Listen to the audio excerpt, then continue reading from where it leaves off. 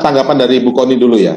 Dari sisi luar, kalau Pak Wahyu kan masih bersentuhan dengan kepolisian, Komisi 3 juga mitra kerjanya. Sekarang kalau dari pandangan Presiden itu kepolisian, pertahanan, keamanan kayak apa? Pertama begini, mungkin saya seperti biasa Mas Indra akan langsung lihat kepada permasalahan intinya. Jadi saya nggak akan bicara soal apa tadi yang satuan khusus itu dan lain-lain, tapi secara besarnya dulu ya.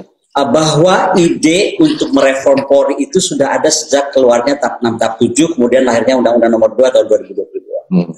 Yang kita mesti paham, sejak tahun itu, berarti tahun 98-99, sudah ada masalah strategis di Polri. Masalah strategis pertama itu apa? Span of control dia terlalu luas, dan terluas di dunia. Republik Indonesia ini seluas Eropa, tapi dilayani oleh sebuah kepolisian. Nomor 2, Polri ini posisinya tertinggi di dunia. Langsung di bawah Presiden. Sampai Kompolnasnya pun di bawah Presiden. Ya.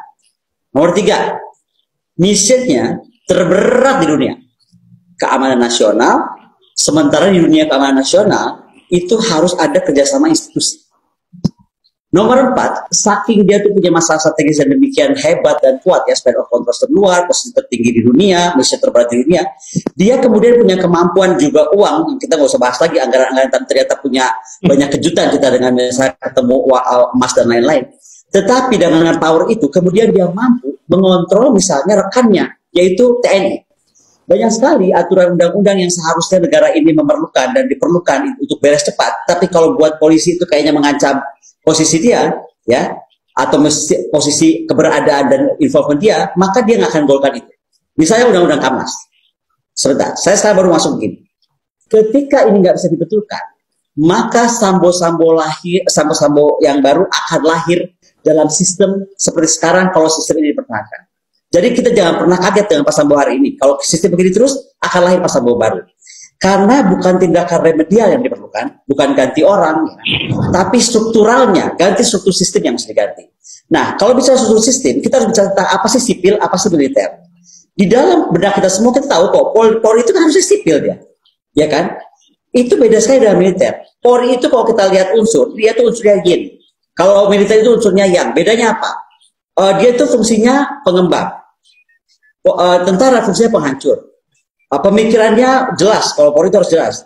Kalau militer perintahnya harus jelas. Kemudian kalau di polisi itu dia harus siap diskusi dan debat. Kalau di tentara dia harus punya kepastian, gitu kan? Di polisi harus jangka panjang. Di tentara harus jangka pendek dan singkat. Gitu. Kemudian kalau di polisi harus dari bawah ke atas. Kalau di tentara itu atas ke bawah, ya kan? Di polisi harus beragam, di tentara harus seragam, ya kan? Di polisi harus soft power, di tentara harus hard power. Di polisi harus patuhi hukum, di tentara harus patuhi perintah. Di polisi harus buka tutup tergantung keperluannya. Kalau di militer itu harus rahasia. Yang terjadi sekarang, polisi kita itu menjadi militer. Seharusnya menempatkan Kapolri itu sejajar dengan tidak sejajar dengan pejabat politik. Misalnya tadi, apakah harus kemudian di bawah Kemdagri gitu kan? Tapi sebagai pejabat teknokrasi atau birokrasi. Ada argumentasi klasik Profesor Kiki misalnya menyampaikan anggaran dari mana kalau mau berubah itu. Sebentar, model Jepang itu tidak merubah anggaran. Tapi dia memindahkan Kapolri-nya itu di bawah Kemdagri.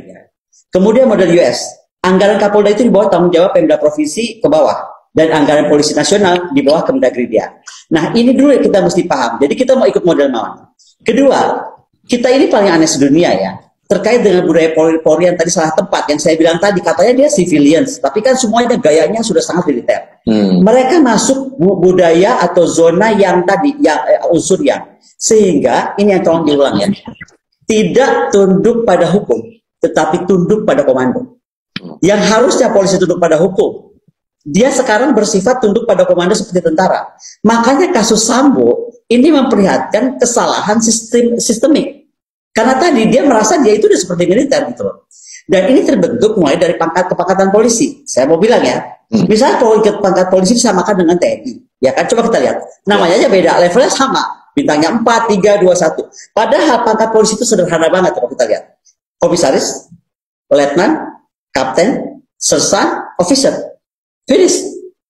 Pressings atau polsek itu dikepalai oleh kapten. Sersan itu untuk detektif dan ada officer untuk tugas polisi. Jadi naik pangkat itu dengan ujian dan jam kerja atau jam terbang. ya kan? Dan itu yang sebenarnya nggak ada juga harus merasa jadi kroco di kepolisian. Yang ada itu adalah junior, anak baru masuk, atau kita sebutnya kalau di Amerika itu rookie gitu kan, dengan officer yang itu pun dia lahir dari akademisi atau akademi di tiap daerah, dan itu pendidikan 2-3 tahun. Jadi polisi dalam kaidah YIN atau kaidah sipil itu harus memungkinkan, sekarang saya masuk ke struktural, memungkinkan mengadopsi budaya lokal. Contoh, Texas Ranger, Amerika Serikat. Kenapa dia pakai topi cowboy? Dulu kan saya nggak ngerti kenapa ya Texas Ranger itu pakai topi cowboy. Karena dia polisi civilian yang mengadopsi budaya lokal. NIPD kental dengan budaya imigran asal Irish, maka mereka pakai trompet tuh di ya kan kayak Irlandia gitu. Nah, kalau kita bisa ngambil polisi seperti sekarang ini yang tadi strukturalnya sudah harus jelas di mana, kemudian kulturalnya juga harus di mana, maka di Bali misalnya di Bali itu bisa aja pecalang jadi polisi atau polisi model pecalang. Di Jawa Tengah bisa aja polisi itu pakai belangkon. Di Papua bisa aja pakai bulu-bulu apa nih saya nggak ngerti. Kalimantan taruh orang sayap lah di topinya gitu. Atau polisi bersorban di Aceh karena Aceh itu daerah khusus tentang dengan aturan khusus itu kan. Ya. Nah, keberagaman polisi yang tadi kultural, jadi kultural itu bukan cuma semata yang tadi disampaikan, tapi itu bukan, saya nggak bilang itu salah. Tetapi maksud saya kalau kita betul-betul mau merubah image polisi yang military wannabe itu, maka dengan gaya-gaya kita mau ambil dengan contoh Texas Ranger dan lain-lain, dia akan memperlihatkan kebudayaan kekayaan Indonesia karena terlihat dari polisi yang berbudaya lokal dan more civilians. Bukan militer wannabe look yang sebentar lagi polisi bisa saja pakai loreng, saya nggak tahu juga gitu kalau dibiarkan, gitu loh. Jadi menurut saya untuk Brimob sudah agak loreng itu ya pokoknya. Nah itulah makanya saya bilang lama-lama kan jadi aneh ini tuh. Nah kembali kalau tentang kultural itu bukan cuma semata-mata tampilan yang tadi saya bilang kayak pecalang atau berlangkon atau pakai sorban di Aceh, tapi bagaimana kemudian itu akan harus terreformasi doktrinnya, karena tadi kan tampilannya sudah beda juga, recruitmentnya, kemudian educationnya, kemudian juga operation system mereka gitu. Itu besar. Jadi sekali lagi kalau ini nggak berani kita rombak, sambo-sambo lain akan lahir cuma masalah waktu aja.